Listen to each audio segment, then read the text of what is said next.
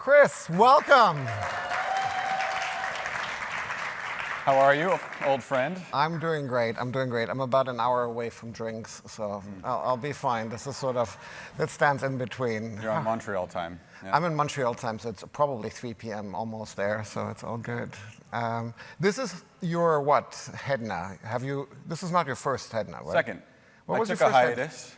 Okay. First one was in Nashville. Nashville. 5 or 6 years Austin. ago. Were you not in Austin? Nope. I thought I saw you in Austin. Nope. Nashville, okay. Quite a while ago, but it's good to be back. Okay. I'm back. All right, cool. Welcome back. Thank you. I don't think Expedia needs an introduction. Expedia is based out of Seattle, if I'm not mistaken, here. CEO is We're Peter a global Kern. company too, but Global company. CEO is Peter Kern. He's done quite a few changes. Sold Agencia. He mentioned that in the video. One of the fun facts, or I don't know whether it's a fun fact, it's a fact, right, is that in the last 3 years you've cut employee count quite significantly, 25,000 before the pandemic and now 11,000.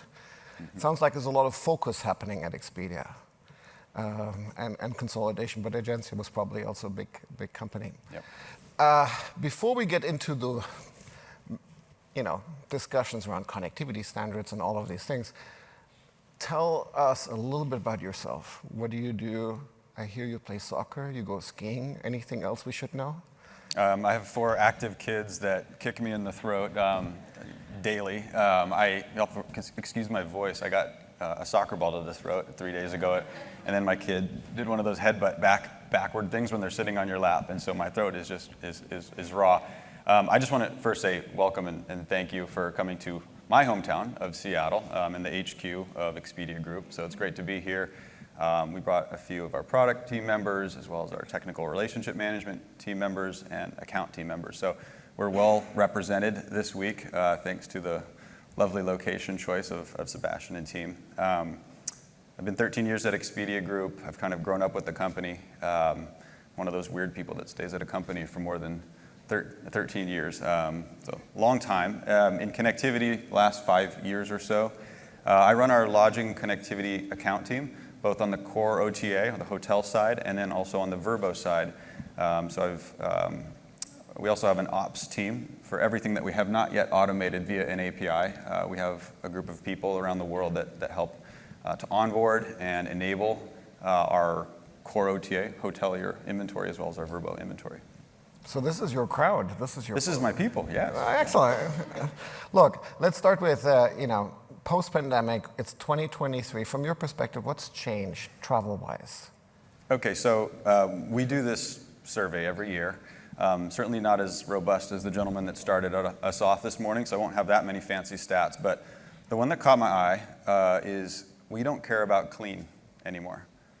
So when we interviewed a bunch of our Expedia Group travelers, during the pandemic, of course, this was the top thing that we cared about. It's dropped off the list. So What has been replaced? Like the boring answer is flexibility, right? And we all know that, okay. Right? Cancelability, flexibility, all those things are much more important. Cleanliness apparently is lower off the list. But one thing I will say is travel's back. 1 out of 2 people plan to take a leisure trip in the next 12 months, according to that research as well. So I think we're back. Okay, let's expand a bit. There's so many, I guess, common travel keywords that are being thrown around, and I'd love to get your perspective of true, false, growing, not growing. What's your opinion on that? Bleisure, happening, existing, old, new? Well, all right, so I want to do this audience interaction thing for this and compare against the stat that I have. So how many people here are attaching a leisure one-day vacation somewhere in the Seattle area? Just put your hands up. All right, so that's about 15-20%. So we under-index what our research shows, and I don't know if I believe our research on this one, quite honestly. It's 3 out of 4 people that are planning to take a business trip in the next 12 months are also going to latch on a leisure trip. So that's what the survey says. We have a little different statistic here, perhaps, but maybe in Bangkok or Milan, one of these cities, we might have a little bit higher Definitely Koh participation Samui rate. for a week. Yeah, so that'd be the leisure stat for you. Okay, cool. Digital nomad. Fancy word. I almost had to ask ChatGPT on this one because What that is? I'm so far from being a digital nomad with my 4 kids and my wife that I would love to be part of this cohort. Okay. Clearly, it's a growing cohort and it's important and big. On the Expedia Group side, the Vrbo brand has certainly benefited from this tailwind, people latching on trips onto a business trip. Corporate travel. This is less our thing now, as you know, as you mentioned, as Yeah. our chairman. So I won't comment too much, but same research, 3 out of 4 business professionals plan to take a trip in the next 12 months. And I think conferences like these, et cetera, team meetings are all more important internally. You know, the power face-to-face for us is immense. So it's just about being more selective. Wholesale and bed banks. Wholesale bed banks. With the resurgence of leisure, this is an important topic again. It's a big, messy, hairy, hard topic. It's hard to control what goes beyond, you know, the API once it's off into the ether. So, you know, we do have a solution. It's called optimized distribution, primarily with our larger hotel chains today, but they find a lot of value in that, in small hotel chains as well. I was chatting with a gentleman last night. He said, you know, we were able to reduce the operational staff by a bit, doing this really grunt work of having to manage and police the rates. So yeah, we have a solution here, and we're quite happy about how it's performing and plan to keep doing that. Direct versus OTA. What is that? Direct versus OTA. Okay, we're still talking about this. Yeah, we're still talking about that. I predict a year from now, this hopefully will be less of a question on a stage, and I think the word versus is kind of the part of the problem. It's not versus, it needs to be more and. Okay. There are brand loyal travelers. There are non-brand loyal travelers. A company like Expedia Group connects to 50,000 downstream B2B partners that you cannot access otherwise. There's many reasons to work with and book with different suppliers and different distribution outlets. So I'll say that I would like to change the script on this. I'm curious for ideas in this room. Instead of saying your customer or my customer, why don't we just say our customer and figure out how to make that experience great?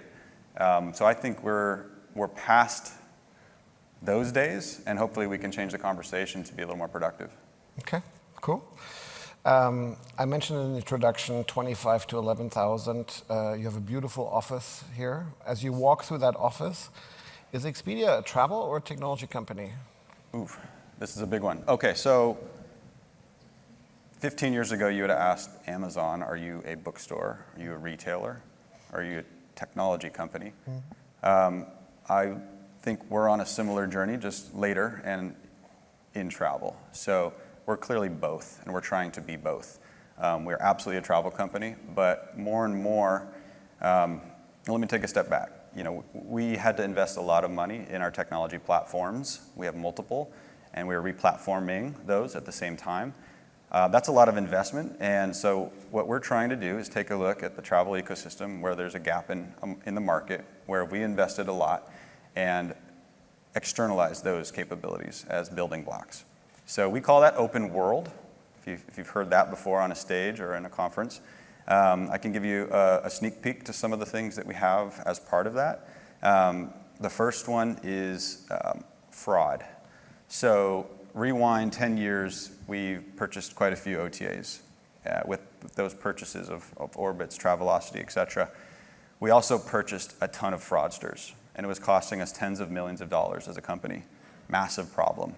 So we invested a lot of money, a lot of research. We hired a lot of PhDs, et cetera, and we have some great algorithms now that we think are best in class, and certainly best in travel, specific and unique to travel, that helps detect and score transactions for fraud. So we are at the early stages of rolling out a product around fraud, and think of it as a latch-on API that can help potentially a payments platform of your own and handle some of the disputes, et cetera, the chargebacks, and we kind of handle all that. So that's one. The second one is we've been sitting on this lake of data as Expedia Group, right, over many years, and it's always been the hardest thing. I used to be in analytics. I was like, well, how can we monetize?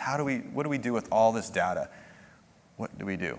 So we're finally developing a point of view around that, and the thinking is that we can externalize this data via API and help others power their business. So whether you're a revenue management company, or you're a software provider, or you're a hotel chain, or maybe you're a research firm that works in travel, having access to data such as pricing, competitive pricing, destination market insights, all these types of data, we're creating little miniature bundles of data packs that you can then purchase. And we hope that will help the industry become more efficient, do better revenue management, et cetera. So you're predicting a day when scrapers are no longer needing to source competitive insights? I think we'll always have to do that, because everyone will always have to cross-check what they believe to be real data versus scraped data and live data. Okay. We spend a decent amount of money on that, and I think others do too, but where we can find efficiency, it's good for everybody. Excellent. Yep. All right, let's dive into the lodging connectivity world. PMS, CRS, Channel Manager, you work with all of them, right? There is no, how big of a pool of technology providers is this? How many, I mean, I guess the other question is, how many channel managers are there in the world? How many PMS systems do you connect to? How big is this ecosystem? I'll answer in a range, because I'm not allowed to tell you. Okay. Well, let's start with the pool of lodging partners first. Mm-hmm. And by lodging partner, we mean a downstream supplier, such as a hotel or a vacation rental. So we connect somewhere between 1 and 2 million, we'll call them properties, around the world. Mm-hmm. And we do that through somewhere between 500 and 1,000 unique software providers. So that's... And in your view, is that too many? Is that just enough? No, not too many, but I think it's important to distinguish the best ones and the right ones. We have a partner program which we really put a lot of effort into. We call it our Connectivity Partner Program, and there are deep spreadsheets with technical and commercial metrics that we update annually according to traveler trends, et cetera. And so we have a list of elite and preferred software providers, both on our conventional lodging core OTA side as well as on our Vrbo side, because again, we have 2 platforms today. And we expose that list. We send interested hotel and vacation rental partners to that list, and we work really hard. So while we do work with everybody, we certainly try our best to promote the best software out there. Typically that means better traveler experience. It means more money for everybody. It's really a win-win. And as hoteliers plan to upgrade their technology, ideally they choose within those preferred and elite players? Is this where I plug Cloudbeds and you pay me $20? I don't know where we stand. I have no idea. Is it $20 or $50? No. Okay. I buy you a drink at the bar. That's what I promised. Okay, so we work with all these providers. I would just say that hotel, vacation rental, target segment, geography, size of property, all these things are super different. And so everyone has different needs, and there's no one thing. I particularly like the Hotel Tech Report because it's an objective place that you can go and really understand the ecosystem. So if I was to advise a hotel on how to choose, I would say figure out what your target segment is and what you want to do, what's your strategy, and then go shop for what works best. And then use something like our partner program list. Other OTAs have a list as well, and it's important you choose the software that works best with all your really important distributors. So I would that's the advice I would give. You already have quite a few APIs and quite a few endpoints that do different things. I'm curious what your teams are working on. What are some of the new things that you can or cannot share? But maybe this is a safe place. You can probably share this. You're asking for a roadmap? Okay, that's another fancy word, but yes. What are you working on? Well, 3 years ago, pandemic started, and some companies were reducing their workforce. You mentioned some statistics. Mm-hmm. Humbling time for many. connectivity is one area where we were actually investing. And so I'm really proud to kind of share that we're making progress. We're launching new APIs.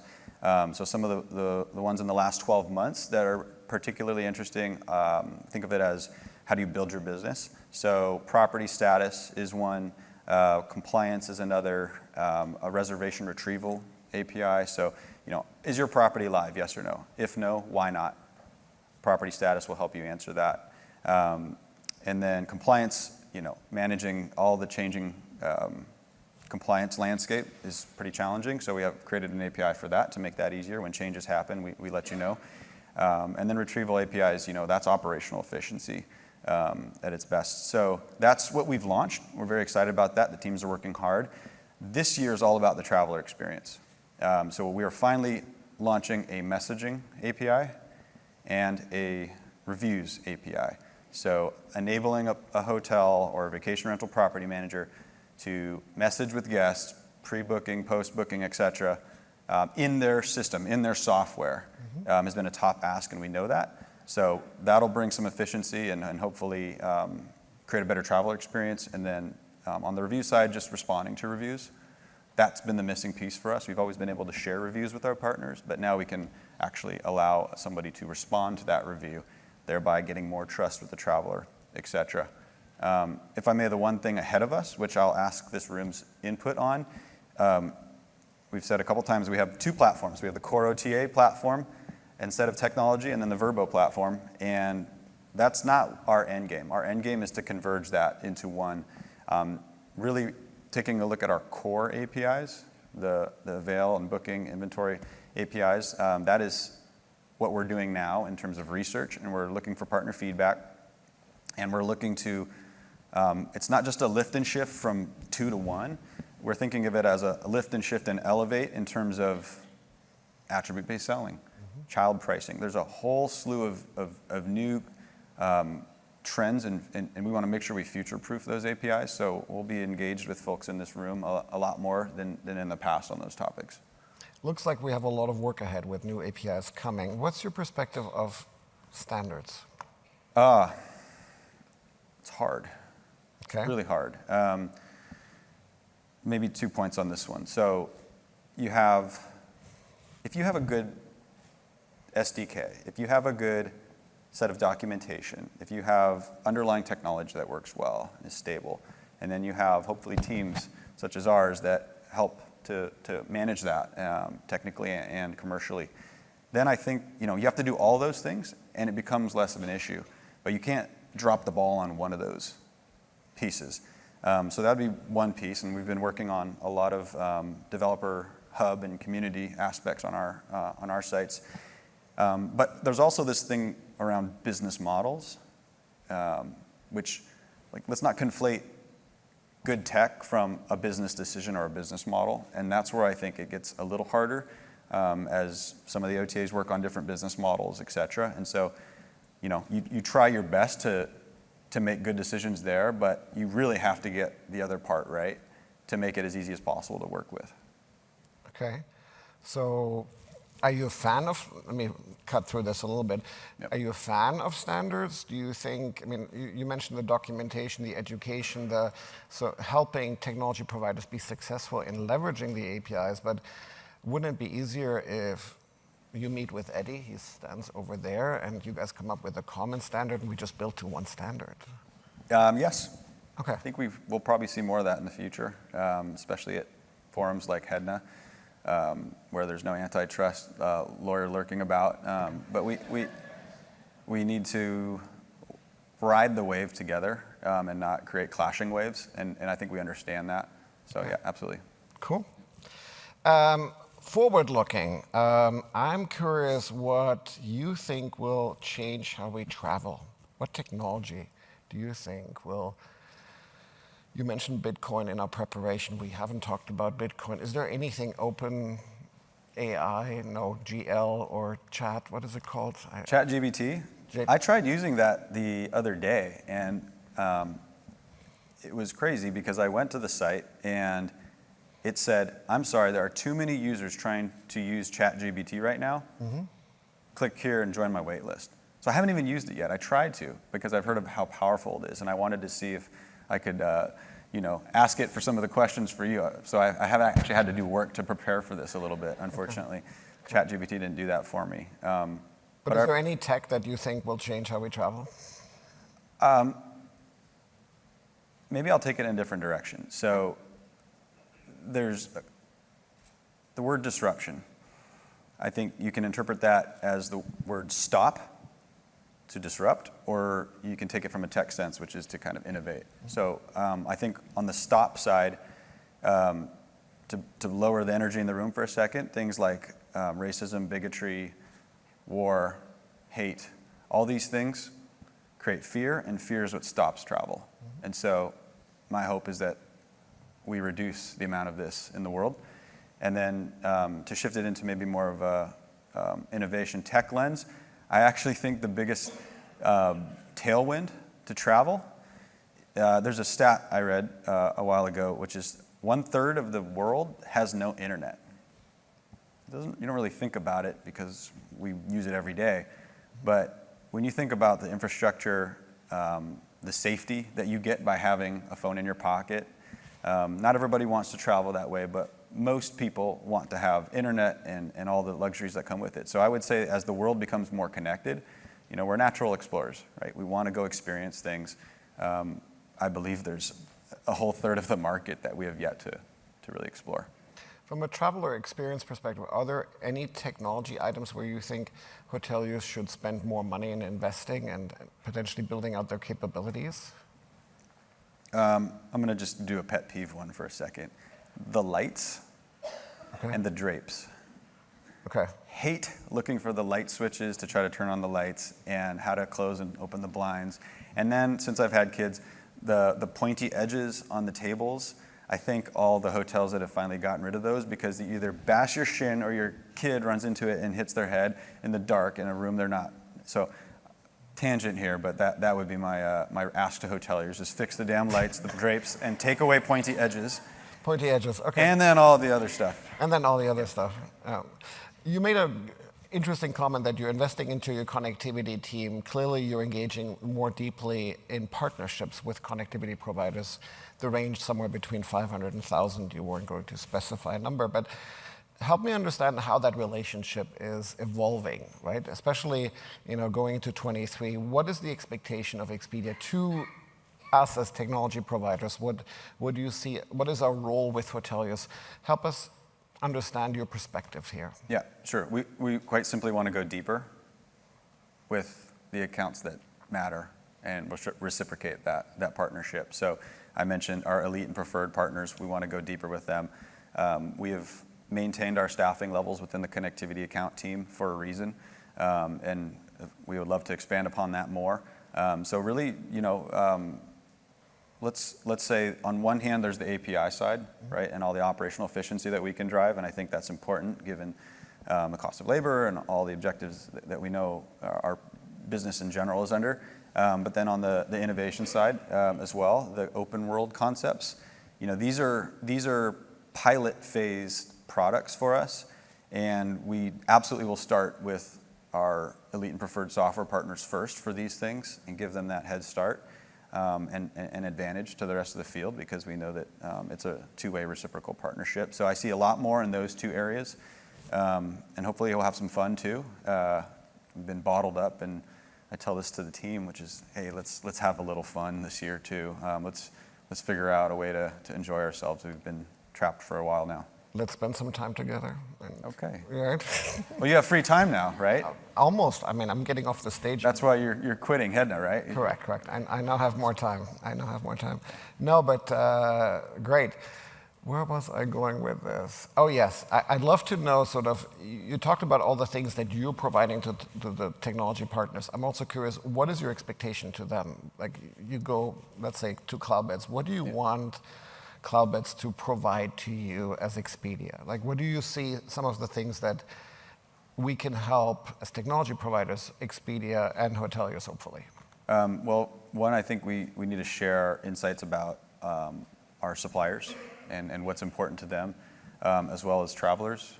And I think we're kind of middle players between a traveler and the hotel or the vacation rental property manager, right? So it's our job to figure out what the market needs. And then to your point, if we can align on a way to make that a little easier and have some standards, that's a surplus as well. Mm-hmm. So simply more communication, strategic alignment of priorities, and hopefully we create some things that creates value for the industry. Okay. What's your where are you traveling next to? I get to go to Whistler in 2 weeks and ski with the kids for the first time ever. Very much looking forward to supporting your Canadian economy. Thank you. I think the Canadian dollar is still good on the US dollar, which is helpful because it makes the ski school a little less expensive. That's my plan. Yeah. That's your plan. How about you? You're what's the plan president after retirement? Yeah, what is your... Look, I don't think I'm going anywhere far. I'm planning on getting rid of a little bit of, that COVID waste that I still have around my waist. Do a bit more sports, sleep more. Some of these things are certainly helpful, that's for sure. Am I allowed to ask you one question? Please. Let's change it up a little bit. Okay. So in the same way that Donald Trump, I'm sure, really warmly welcomed Joe Biden into the White House. Oh my goodness. Where are you going? I'm curious how going Sebastien Leitner will, what is the top tip or advice you'd have for the new HEDNA president? For the HEDNA president? Look, and this is a perspective that I've shared about HEDNA since I've been involved in HEDNA for probably 15, 20 years. I feel HEDNA is the only place where we actually collaborate, where we don't compete, we're here to solve problems together. Yeah. And as long as the new president, the new board, as long as we stay focused on doing that, this association will be successful, right? Which is why I poked you on, common standards and creating a common understanding in connectivity, new APIs and technology. If we can't solve this here, this is not going to happen, right? So, and this is a problem where every technology provider, every hotelier, every OTA, every distributor will struggle with. But as HEDNA, we have an opportunity to come together, create a common understanding, and maybe there's a standard, maybe there isn't. It doesn't necessarily always matter to have the same XML endpoint or API endpoint. I think it's more important to have sort of that common understanding about what we're actually trying to achieve. And as long as, the next president and, team behind him, because we're always a team, we're never just one person, I think we're set up for success. And this will be, another 25 years of HEDNA. Scary thought, but yeah. Fast forward 25 years, what do you predict the topic will be on this stage? Oh my God, we're going to be virtual. I think it will be all so boring. holograms. No, don't say right? that. It won't be real. It will just be. You'll have the little emoji thing that. Look, I don't think that anything will go completely away, and this is sort of what was fun, and you must have had the same experience. When we came out of COVID, we realized that Zoom isn't everything, right? When we attended our first conference, we started hugging each other, we started laughing with each other, and I don't think that will ever go away. Right? The personal connections that we make here will help us progress in our careers. So whether we go virtual or artificial or whatever the word is going to be, I think we'll still want to connect in person. Yeah, I don't think we work in travel to look at screens all day. Now we have to balance, what's realistic versus what's, good for being in person. But I certainly love being in person. I will say that it was a transition going from the two-dimensional screen back to in person. You have to learn how to talk and look around more. And I equate it to when I moved from analytics into account management, which was about 10, 12 years ago. I tell people, Well, I had to learn how to talk to people, not just look at the spreadsheet and have the number tell the answer. So it feels good to be back in person now. Chris, thank you for doing this. Thank you for sharing your insights. You're around with your team if anyone wants to pick up the Come conversation. flag me down. Let's solve the world's problems. I promised you earlier I will introduce you to all your competitors' connectivity teams. Let's start working on standards and common practices. Let's collude together. Yeah, let's do it. All right, thank you.